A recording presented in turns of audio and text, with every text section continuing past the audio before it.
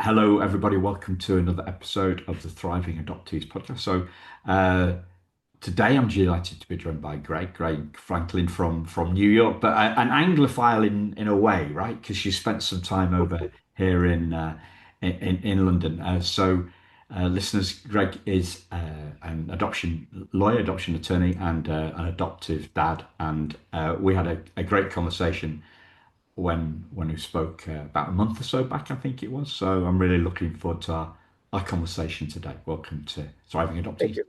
I'm looking forward to it as well. And I am a bit of an Anglophile. I lived in London for 3 years back in the back in the last century, and I'm having a Cornish pasty for lunch. So definitely an Anglophile. Right, yeah, a Cornish pasty. So how would you describe that, a Cornish pasty to a non-Brit? Um, oh, an empanada without the cumin, I suppose, Okay, and with that's carrots and whatnot in it. yeah, that's pretty precise. Minced, like mince of some sort, maybe Exactly. minced. Yeah. And do you know the origins of? So it's wrapped in pastry, listeners, right? So do you know the origins of the Cornish pasty? I do not. Okay. So Cornwall is a well, you call it a state, we call it a county, and there was a lot in the back post-industrial area, in the industrial area, there was a lot of mining done, a lot of tin mining, I think. I don't know. Anyway, the Cornish pasty was invented for the miners to keep their meat clean with this wrap, right? So that's why it's like a crimped pastry. And whether I guess whether they ate the pastry or not, if they're really hungry, but there's lots of soot down the mine, and it kind of protected the meat. That's I think that's the alleged I remember origins. that now. I remember hearing that story. I guess it was all before the Earl of Sandwich invented the sandwich, so it was just a Yeah, precursor.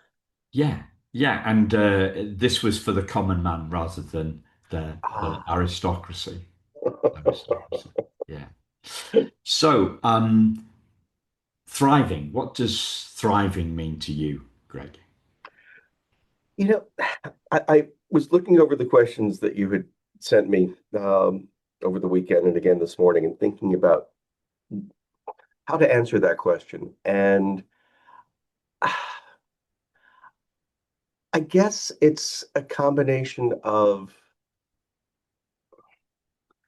continuing a path of reasonable health and intellectual and social stimulation. Yeah. That's about the best I could come up with. Reasonable health, intellectual, and what? Social stimulation. Social stimulation. Yeah. So you're not putting anything there about emotional health. So is this a kind of like a lawyer, a detached lawyer kind of vibe in this?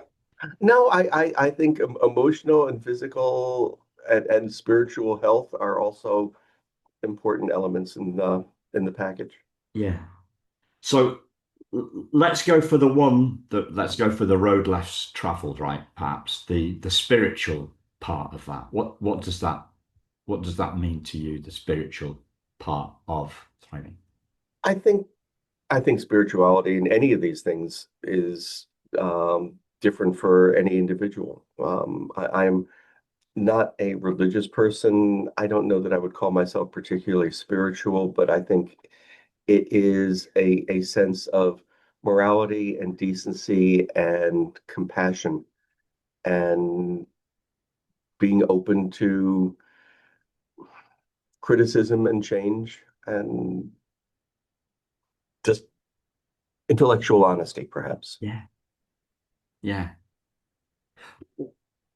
One of the things that is a theme for me, I think, over 600 odd episodes that I've done is that the spiritual part is probably bigger than the psychological part for many of us in terms of our thriving and healing. And that's very easy for religious people to kind of put that into words. But for, because I wouldn't count myself as a religious person either, but for non-religious people, that spiritual bit is perhaps a little bit trickier to profess, to discuss, to, Well, I think in religion, you're part of a community. In life, you're part of a community. And your community can be, your spiritual underpinning and background and um, force that helps you keep going. yeah, yeah. So the social stimulation, Yeah. the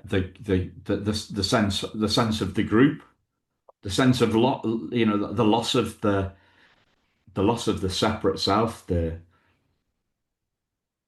Hmm. I don't know.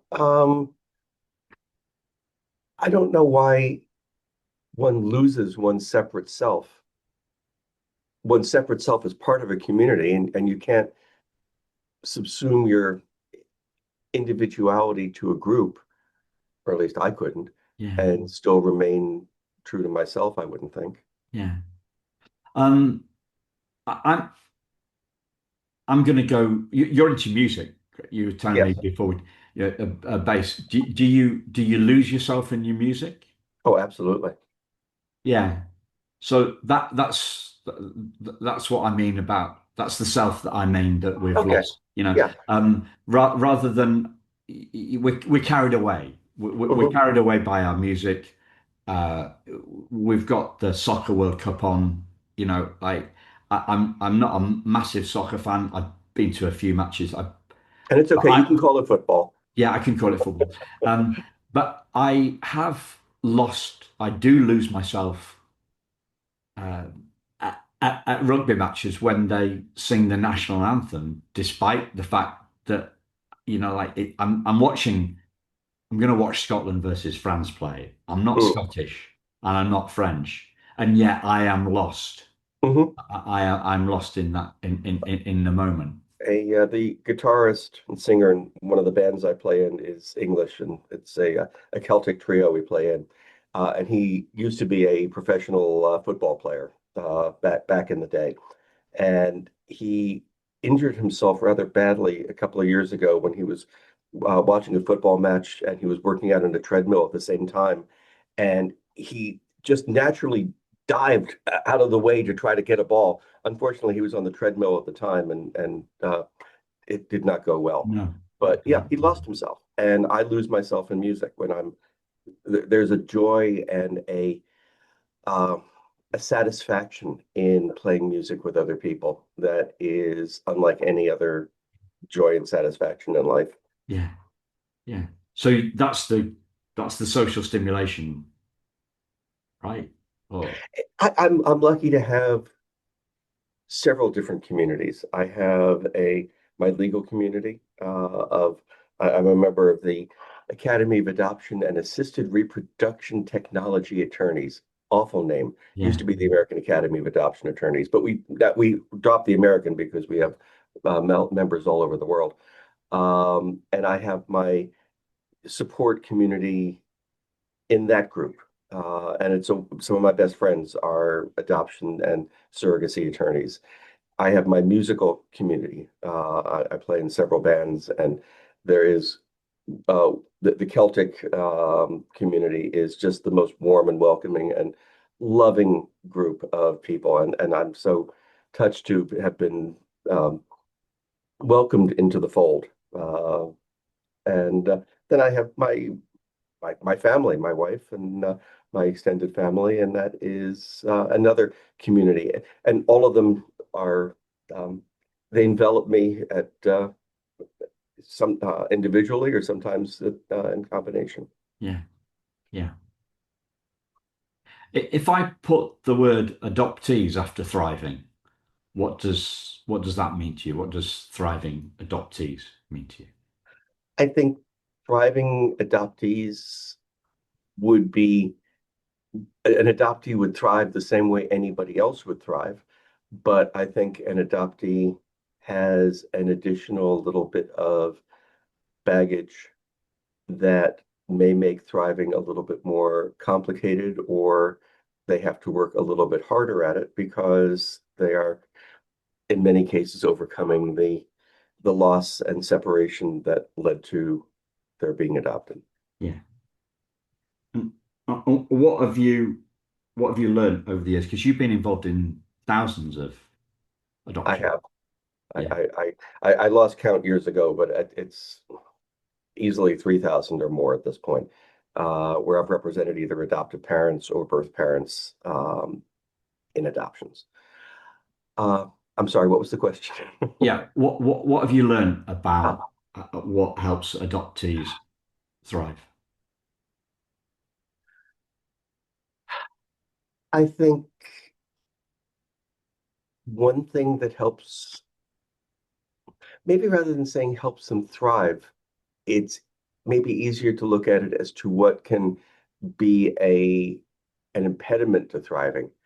Um, Unsympathetic or um, unaware friends, parents, teachers, anybody else who are not sensitive to the um, additional emotional aspect, or sometimes physical or psychological aspects of being an adoptee. I had a phone call last week from an attorney friend of mine in New York who was asking some questions about a court that he's involved in closer to me, upstate New York. And he was talking about he needed to finalize an adoption of a child who had been born in, I think it was Bangladesh. The kid is 11 years old, and he was struggling with how do we get the court or the social worker who's doing the home study to not mention adoption because the child does not know that he's adopted at 11. And I kind of lit into my friend and said, I wouldn't be representing them. I will not represent somebody who is going to lie to a child and this nonsense of, well, we'll tell him when he's old enough and he's ready. It's like that's nonsense. And I think it's a situation like that that can prevent or impede thriving as compared for an adoptee, as compared to a situation where a child always knows that they were Yeah. adopted. And yeah, it doesn't mean they're not going to have baggage and emotional loss and everything else that goes along with that. But the additional kick in the teeth of not being told the truth as you're growing up is even worse. Yeah. There's a jargon for this, right? It's called LDA. Have you a late discovery adoptee?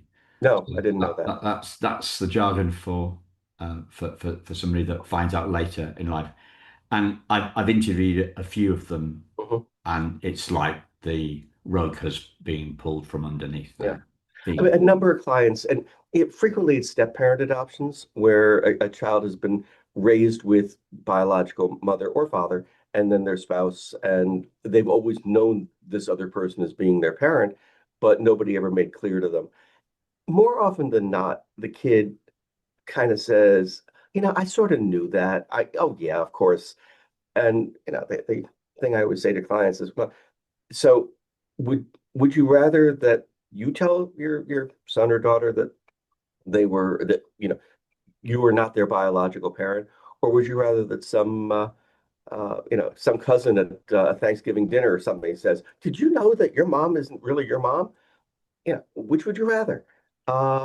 So it astonishes me that people will impose their baggage on the child. So I think what it comes down to. Yeah, because they're insecure themselves. Is that I don't know if they're insecure or they're embarrassed or in their minds there's no difference, but their minds and the mind of the child, I think, are two very, very different things. yeah, yeah. So, how do we overcome? I mean, the answer to that question is one of to that particular situation is one of honesty. Hmm. But how do we overcome the other impediments? As in, how do we grow our own sensitivity to what's going on for the adoptees. I think it's education. It's conversations like this. It is putting yourself in the place of the child and thinking about what something looks like from the child's perspective as opposed to your perspective. The this friend in New York City who I was talking about a moment ago said, "Well, it's a cultural thing, and adoption is not a thing in if it was Bangladesh, and I don't know if that's true or not, but that is what my friend told me." He said, "So there's no cultural nexus to adoption for this child." It's like, well, okay, that may be true, but the child is growing up in America. The child is going to be a U.S. citizen, if he isn't already.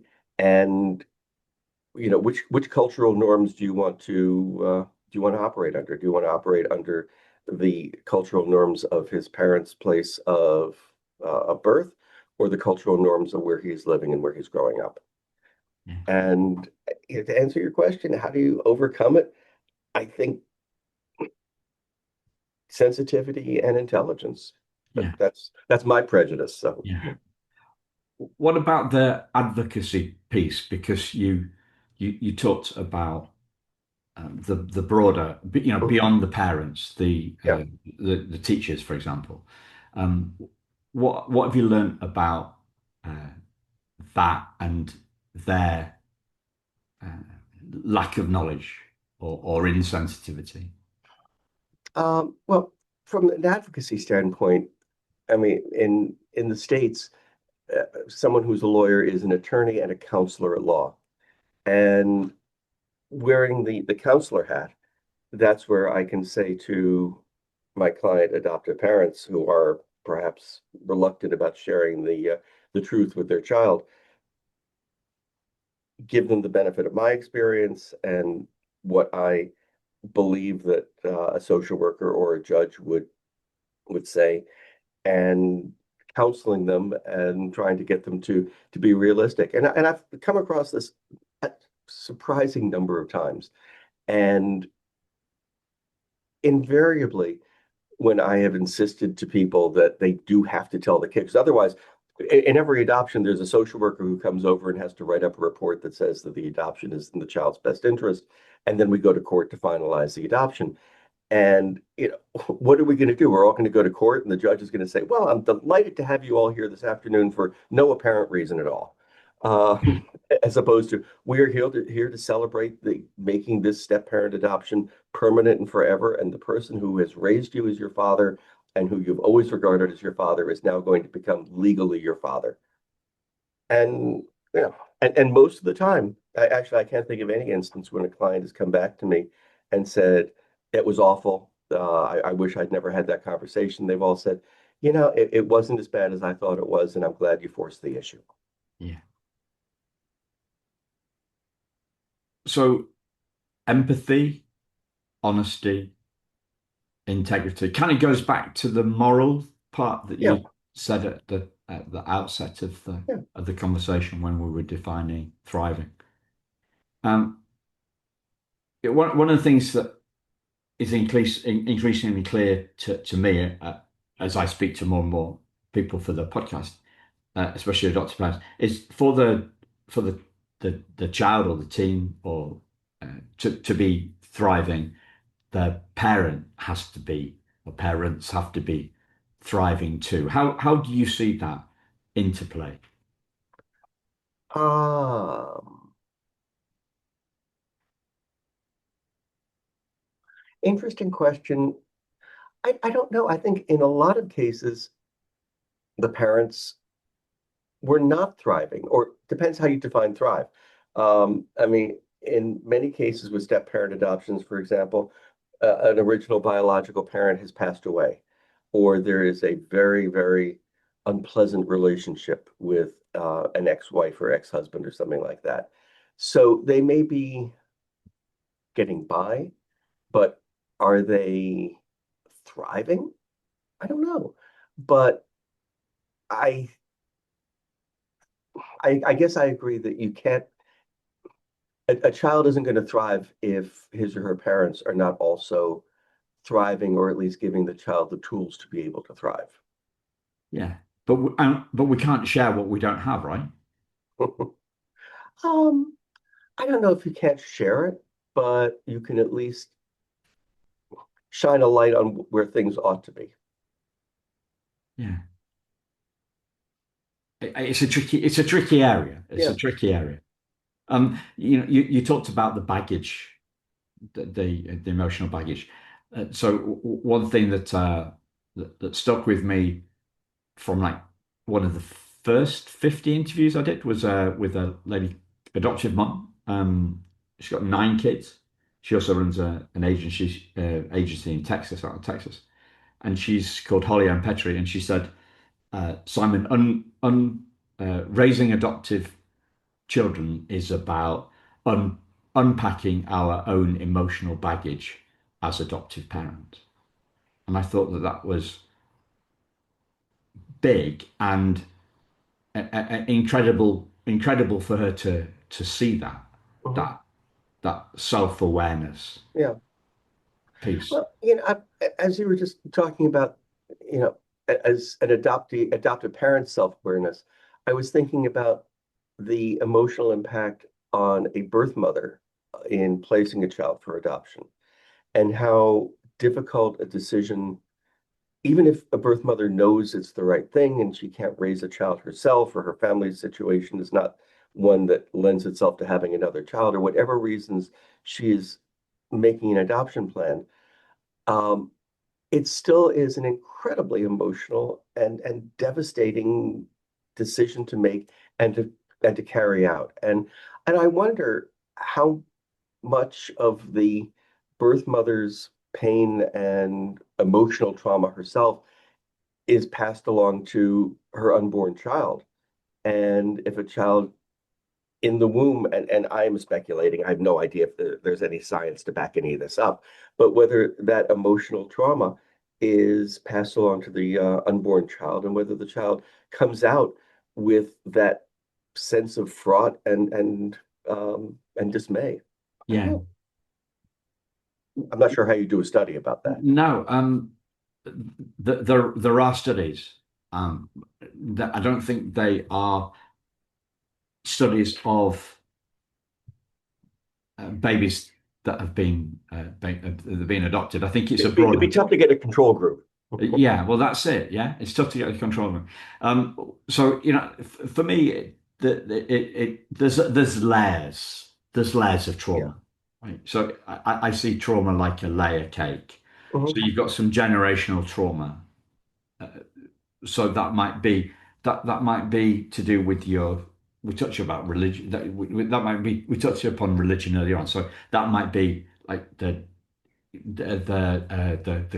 trauma that's been passed through the generations in terms of the Jewish the Jewish race. Do they call them a race? The Jewish religion, Jewish Mhm. people. That might be trauma to do with uh, African Americans or black English people that have been through that slavery Yeah. stuff, right? So you've got the generational Slavery thing. and prejudice, and it was just Juneteenth in the last Friday, which is the day that in Tex it celebrates the day that in Texas in 18, I don't remember when, the slaves were officially freed, and we now celebrate that as Juneteenth. Or not everyone celebrates it. Our current president has managed to pretend it doesn't exist, but it there is a legacy of trauma and racism and disadvantage, and a perpetuation of that. And it is astonishing to me that people will, you know, continue to perpetuate that nonsense. And imagine what it's like to be um, a black child being raised by a white family who is, doesn't have the Yeah, cultural history, and possibly not the sensitivity. A black adoptee in a white family is going to have two different yeah, things to be two overcoming. different things. Yeah, that, I Or, mean that. or or Chinese, Oriental child being raised by white family, or um, a white child being raised by an Oriental family. Yeah. It's any number of things out there. That's another one of the layers, right? Yeah. So, I see this layer as the generational trauma. Then there's the in utero trauma Mhm. we've you've alluded to. Then there's the trauma any trauma that happens within the birth family before the child leaves that Yeah. birth family. Then there's a relinquishment, the placement trauma, uh, uh, uh, the so-called primal wound, and then you've got other layers of trauma, like so that transracial adoption Yeah. piece. So Well, they're and then all all layers. all the other traumas that everybody goes through in life. Indeed. I forgot to bring my homework to school trauma, Right. and there's a bully at school trauma, or I have allergies, or digestive issue trauma, or we're All all. those things, yeah. Yeah, I mean, it's like there's this swarm of traumas that are swirling around us at all times. Indeed. And the hopeful part of the way I see it, because otherwise that swarm can look pretty dark and bleak, is the fact that if trauma's a layer cake, we're the cake stand, not the cake. That's a good analogy. I like that. It's a Yeah, good picture. yeah. Um, and for me, that we need more hope in this space, Yeah. right? Because it gets pretty bleak. It can get Hmm. pretty bleak Well, sometimes. and somebody who is being weighed down by the trauma needs to find the coping mechanism somewhere inside of themselves and externally to be able to deal with and hopefully overcome the trauma. Well, yeah, Sometimes you and can, sometimes you can't. well, yeah. I mean, the one of the things that spiritual piece does for me is it separates the trauma that we feel from the essence of who we are. Hmm. How does spirituality do that? Because spirituality is about identity rather than psychology. Ah, okay. Yeah, or science even. Psychology is psychology called a science, social science? Yeah. But we're, I mean, we're, we're not we're not a psychology. How we think and feel. If psychology is how we think and feel, that's not who we essentially are. isn't it though? How we think and feel, isn't that actually who we are? I mean, you're talking about a bully or somebody like that, and people say, "Oh, she's really not like that." Well, yeah, she is because this is the way she's acting. Oh How, yeah. how do you separate those? Well, it's an unlayering, right? Okay. It's a, yeah. So the way that I see it is that, for example, anger. Right? So when I became aware of my adoption trauma, when Hmm. I became aware of that, there was anger there, right? But anger comes and goes. Yes. So anything that comes and goes can't be the essence of who we are. It might be an aspect of our personality, but it's something that is triggered, right? So Yeah. you can look at identity as personality. Identity is a many layered thing. Yeah. It can be seen as very complex. It can be seen as many, or it can be seen very very simply if we like an unveiling. So what's not so you haven't always been a lawyer. I haven't always been a podcaster. I haven't Hmm. even always been an adoptee, right? So for the first few weeks of my life, right? Yeah. So what we're looking at for identity, when we're looking at identity, we can look at it on these many layers, or we can strip back those layers. So we can Hmm. strip back our profession. We can strip back our um, our relationship, right? So I'm married, but I haven't always been married. We can strip back, being a dad because you haven't always been a dad. We can strip. So it's an unveiling. It's a stripping back of our our family relationships, Hmm. our psychology, our name, right? So before I was Simon Jonathan Ben, I was David Anthony Flower. Mm. So that could be very confusing, or it could point, as it did to me. I just thought, I thought, well, the truth of who we are, the truth of who I am, never changes. So our the names that other people give us, Hmm. we might they might appear on our identity card, but they're not the essence of who we are. If I can shift for a second, how did you Sure. feel how old were you when you found out that your adoptive parents had changed your name, and how did that make you feel? Um. Uh.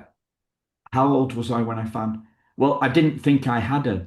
I didn't think I had. The short answer to your question is how old I was when I found out. I was about 46, 47. Okay. Yeah, Yeah. yeah. Um, I had been exploring trying to track down my birth mother, and I got a piece of paper that said, like, it was a kind of some information off the original birth certificate, and it had her name on it, Hmm. and it also had the name that she gave me Yeah. on it, and that said David Anthony Flower, and I thought, oh, I didn't know that she'd named me. Hmm.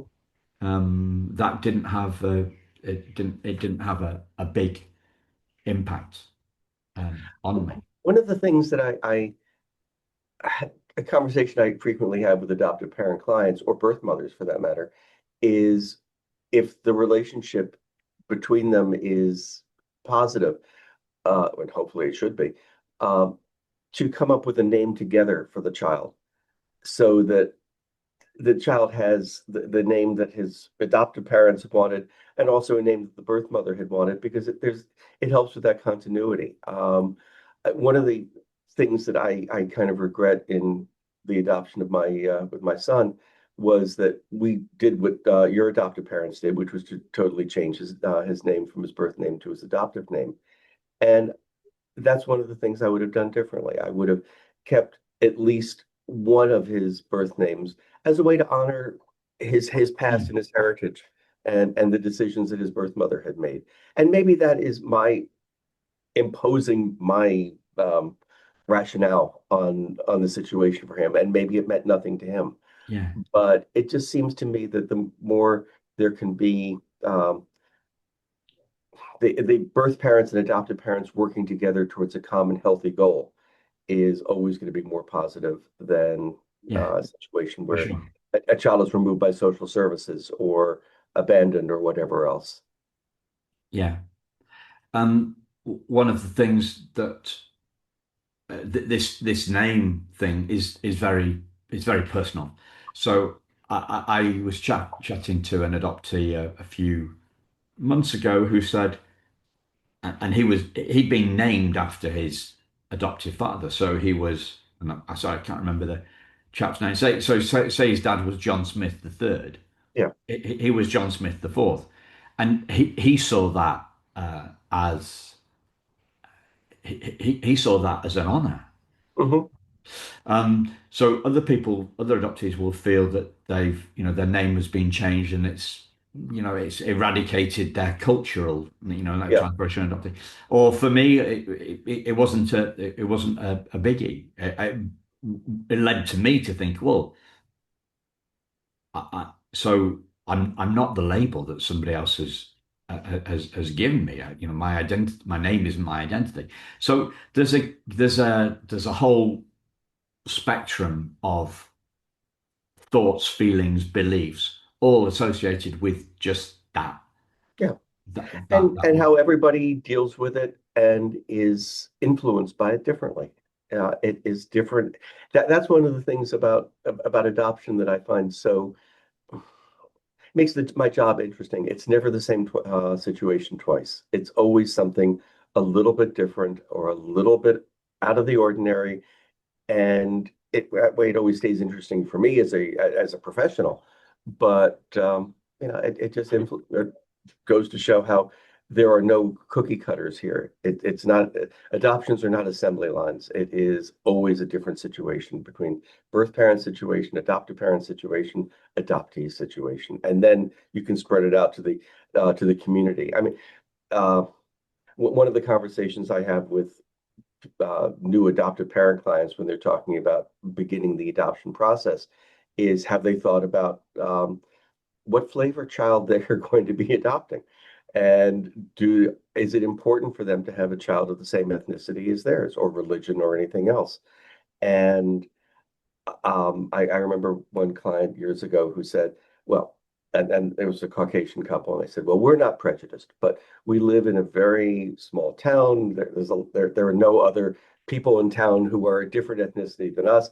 And by the way, my father is a dyed-in-the-wool racist, and he would never put up with a child of a different race. And that's something. If these people adopt a child who is biracial, that's just going to be another or completely different race, another bit of baggage and trauma that the child is going to have to live with, or the adoptive parents and not having a relationship with a grandfather. There's so many different layers to this Yeah, issue. yeah. I spoke to a lady called Lahia Cushman who leads Families Rising, used to be the North American Council for Adopted Children, something like that. Yeah, I know NACA, that. yeah, yeah, Yeah. yeah. Um, and her and her husband have adopted, and they actually moved. They, I don't know when their son was like 7 or 8 or something. I'm not sure the exact age. That they moved so that there were more Yeah. there are more people of the same ethnicity that he would see that mirrored. So that to me is a huge move and Mhm. a very tangible very tangible proof of how seriously they're taking their child's Yeah. well-being because they've seen that needs to be the case, you know. And an adoptee who is adopted by people of a different ethnicity, there is always going to be a visual difference. When you're walking down the street holding hands with your kid, people are going to say, ah, you're black, your kid is white, or you're Oriental and your kid is Caucasian, or whatever. And I mean, for most people, you walk down the street, you hold hands with your kid, and people say, oh, isn't that nice? Not, isn't that nice? And oh, look, they look different from each other. Yeah, And that's something else that an adoptee or adoptive parents have to encounter. yeah. Um, Interesting one, because you spent that time in the UK. My uh, my kind of my gut feel, and I'm going to ask you whether to what extent you think that this is true or not. My gut feel is that um, Americans are a little bit more free with their opinion on something like this, right? And free to share it with the people about whom they're opining. Indeed, yeah, to their face, right? So, Yeah, where did your kid come from? yeah, exactly. You know, Oh, uh, back when international adoptions were so prevalent, and unfortunately now they are not for a variety of reasons. But it was so common. I'd go to the supermarket, and it was so common to see a Caucasian family with a little Korean kid in the shopping cart in the seat. And I remember going grocery shopping one day and seeing the usual little Korean kid sitting in the shopping cart, and I saw his parents, and they were Korean too. It's like, wow, you don't see that every day.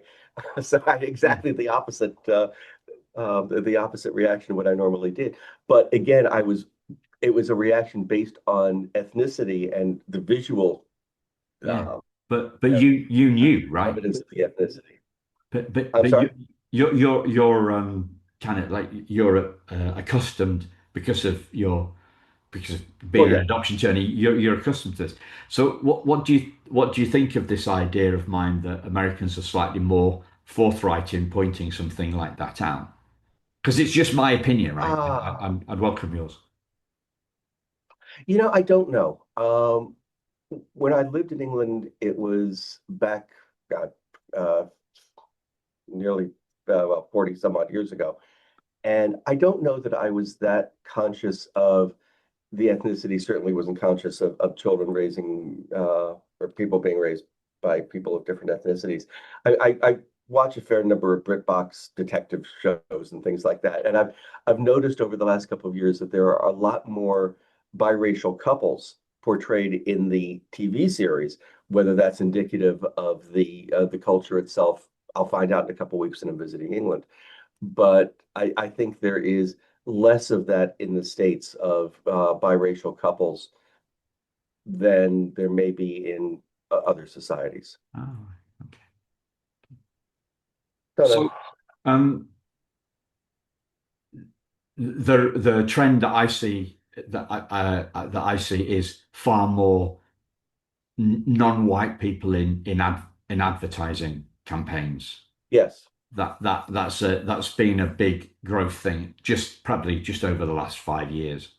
And And we've seen the same thing in the States as well, I guess because the companies that are trying to market realize that not all of their potential customers are Caucasian, and maybe we do need to broaden the scope a little yeah, bit so people will identify us with people who are match them. yeah.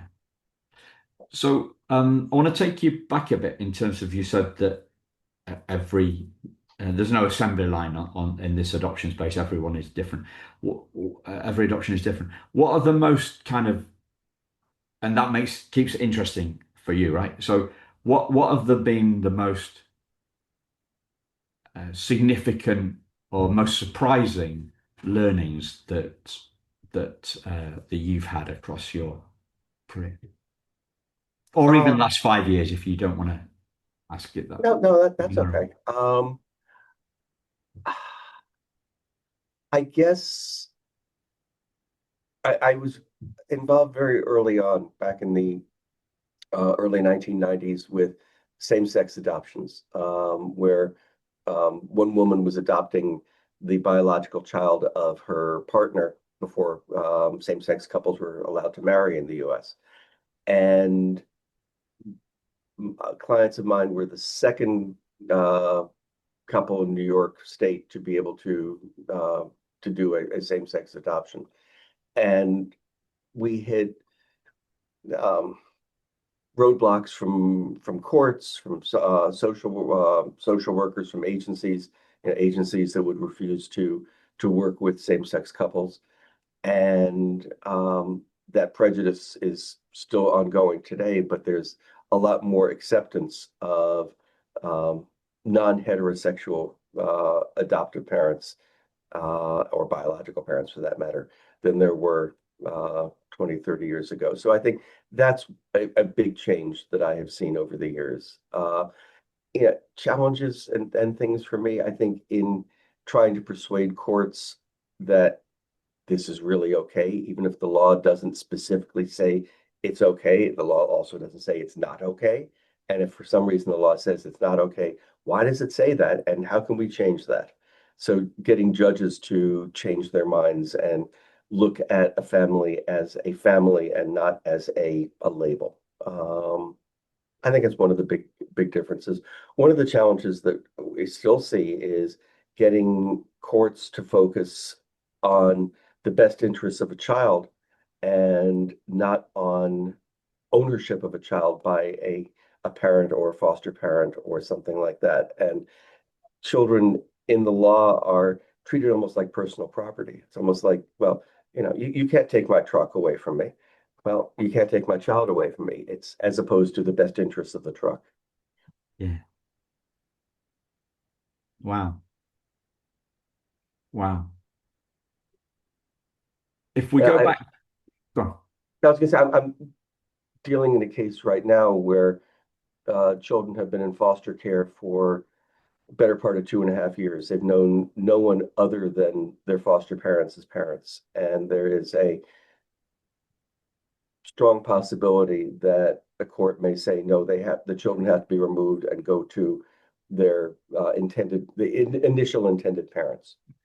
And there has been very little interest by the court, apparent interest by the court, in the trauma that a child who is removed from the only home the child has ever known and placed with strangers, and what the impact of that's going to be for the child, and getting people to understand that this is not like you pick up a child and move to a new home, and oh, the love we give that child there, everything will be fine. They're not going to remember anything of what they of that transition. Well, of course they're going to remember it, whether they remember it consciously or unconsciously. That is trauma, and even if there is a gentle transfer and a stage period of time, it's going to be traumatic. And a kid is never going to overcome that. They may just learn to deal with that. So that's one of the frustrations. Yeah. Yeah. You were talking a lot earlier on about, I felt, about sensitivity and empathy. Uh, and, and what I guess what we're getting around to is understanding the courts. What have you learned about how the courts operate that might be useful to the listeners?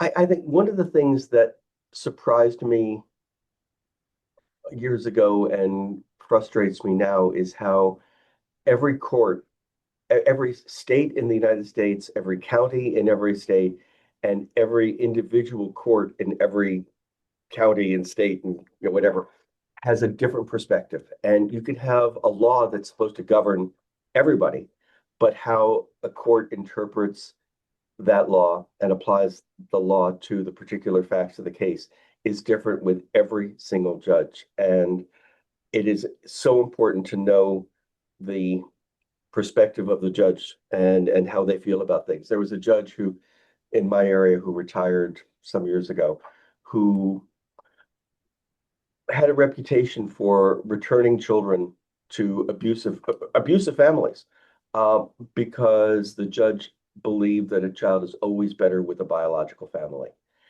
Whereas there are other judges who would have looked at exactly the same situation and gone, "Oh, for God's sake, of course not. That child should be removed from that home immediately and never returned."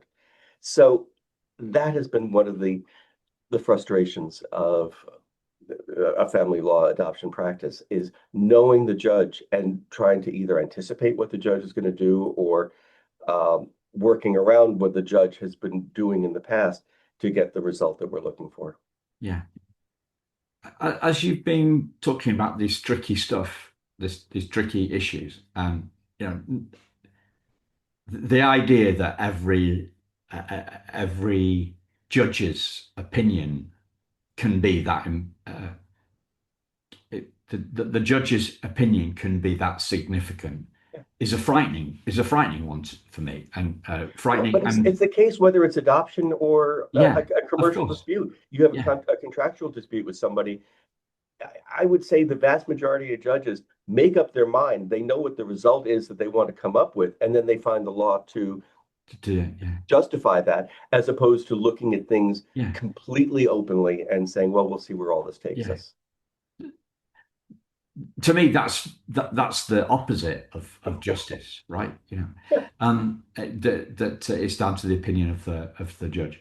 But it depends how you define justice. And I mean, your opinion for how a case should work out is obviously 100% or 50% different from what the other side believes. So who's justice? Yeah, big question, big question.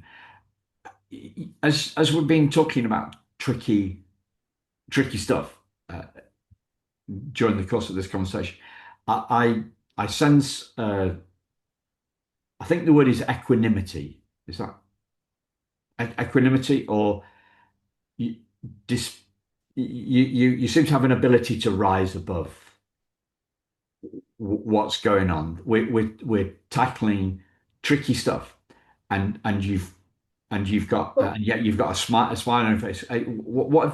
to. Yeah, Um, I that makes me think of a question my mother asked my pediatrician when I was a very little kid.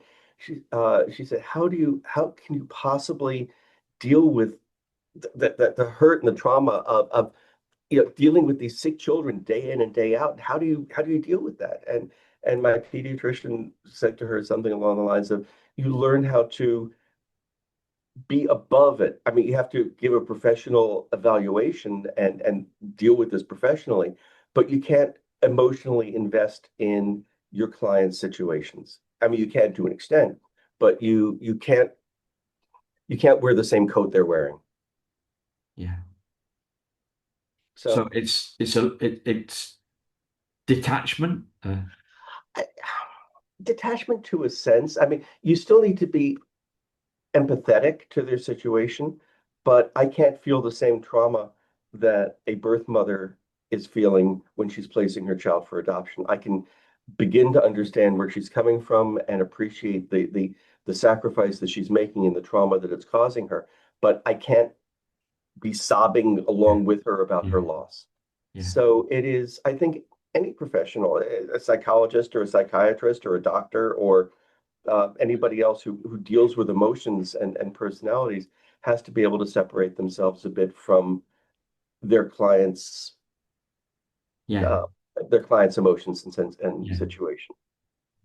That's an interesting point, and takes me back to what you said earlier on about birth mothers, and we're talking about this in utero trauma. Mhm. The word that I was going to, or the phrase that I was going to use, which I've come across before, is pickled in cortisol. Pickled in cortisol, right? So it's the stress, right? Um, It's which is the, wonderful. and but it's a scary thing, right? Yeah. It's a scary thing, and one of the issues I think for um, for adoptees is that when we have this sense of stress, trauma, whatever, Mhm. when we have this sense and we Even just can't, change. pardon, Even just change. even You just change, and we can't put, we've got a blank, we've got a blank in terms of, we draw a blank when because we can't remember it. know. Our imagination can make a mountain out of a molehill or a molehill out of a mountain. And we really don't know what the size, we don't know which one is which, right? Yeah. And our, we can really overcook it. But when I think about the birth mother experience and the pickled Mhm. in cortisol experience, you've alluded to, mentioned a couple of times, birth mother's stress. Understanding her stress, understanding her trauma, helped me see that uh, that she that she loved me. Mhm. So it's all personal. Yeah. No, absolutely. And not to contradict you because your situation was that, but there are situations where a birth mother is pregnant and isn't thinking about the child with love, but rather this is just something that I can't deal with. I can't raise this child now, and I need to place that baby for adoption because it's just not the right time in my life. Or a birth parent who is addicted and is unable to raise a child or something like that, or the county says you cannot have a child with you because of the addictions and all the other things. So there is love, there is desperation, there is need, there is selfishness, there is selflessness. It's I think for all of us in the adoption triad, there is an element of each of those. Yeah.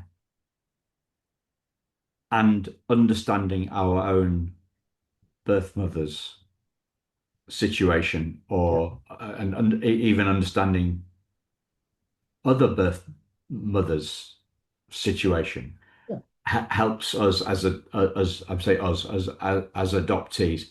It helps us to perhaps a different perspective yeah.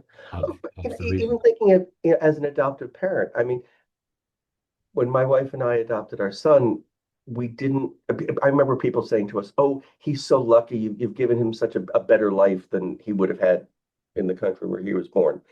And I'm not sure that it was true, but we didn't adopt him to save him. We adopted a child because we wanted to be parents. And we were just lucky enough that he was the kid who came along at the right time in the right place.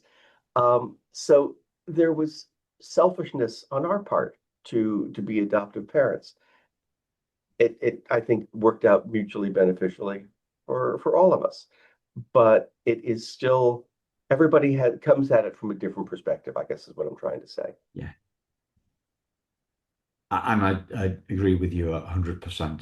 And if we didn't come at it with a different perspective, then I wouldn't have had 600 and odd episodes of this podcast because we would there would only be one perspective. So, you know, um, so That's the nice thing. Well, that goes back again to what I said at the very beginning, that every situation, every case is different. And that's what makes this and life interesting. yeah. So as we come up on time, Greg, is there anything that you'd like to share that um, that I've not asked you? The one thing that I was thinking about when we were talking a moment ago about how a child feels is I was thinking about what an international adoptee experiences. Um, a child who's been in foster care or whatever for a couple of months in whatever their home country is and having been in utero with somebody, they've heard the sound of a person's voice speaking their native language. They've had food or water or milk or textures of blankets that are familiar to them in um, where they have spent the first few months of their life or years. And then to come be picked up and flown halfway across the world and be, or halfway across town for that matter, and be in a different environment. There are changes and differences that are so obvious to the person experiencing them, but so subtle and um, Yeah, unobservable to an adoptive parent. And I think having adoptive parents and social workers be more cognizant of what a child is experiencing on so many different layers for that child, the tastes and the sounds and the textures and the language and the lilt of a voice and even the time of day and when it's light and when it's dark, any number of different things. There's so many differences, not to mention the difference of who is raising that child. And I think that much more sensitivity is strikes me as being important for adoptive parents and professionals to be aware of. And I mean, you can't do anything about it, but just to be aware of it and sensitive to what a child may be feeling. yeah, totally. Thanks, Greg, and thank you, listeners. We'll speak to you again very soon. Take care. Simon, thank you. I've enjoyed this tremendously. You're a star. Bye. Bye, listeners.